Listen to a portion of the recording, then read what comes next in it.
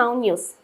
ప్రకాశం జిల్లా దోర్నాలపట్నంలో తెలుగుదేశం పార్టీ వ్యవస్థాపకుడు, మహానటుడు, ప్రజల గుండెల్లో చిరస్థాయిగా నిలిచిన మాజీ ముఖ్యమంత్రి నందమూరి తారక రామారావు విగ్రహావిష్కరణ కార్యక్రమం జూలై 26వ తేదీన అంగరంగ వైభవంగా నిర్వహించడం జరిగింది.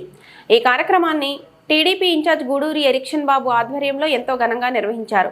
ఉత్సవ వాతావరణం కల్పించేలా జరిగిన ఈ విగ్రహావిష్కరణకు రాష్ట్ర స్థాయి రాజకీయ, పార్లమెంటరీ, ప్రభుత్వ ప్రముఖులు హాజరై కార్యక్రమానికి విశిష్టత తీసుకొచ్చారు.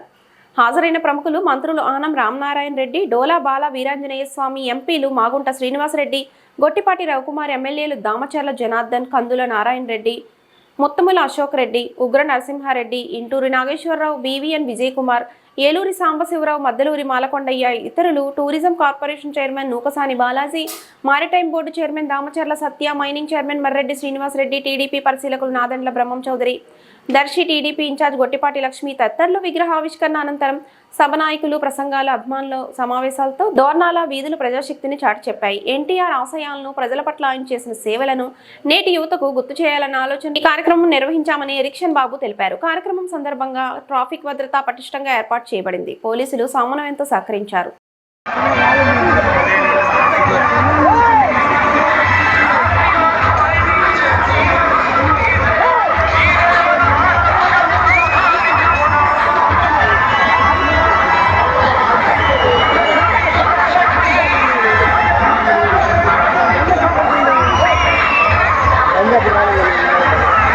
చదువుతున్నారంటే అది గౌరవ మన స్వామి గారు, మంత్రి గారి యొక్క దయ అని చెప్పేసి నేను అందరూ కూడా మీకు తెలియజేసుకుంటా ఉన్నా.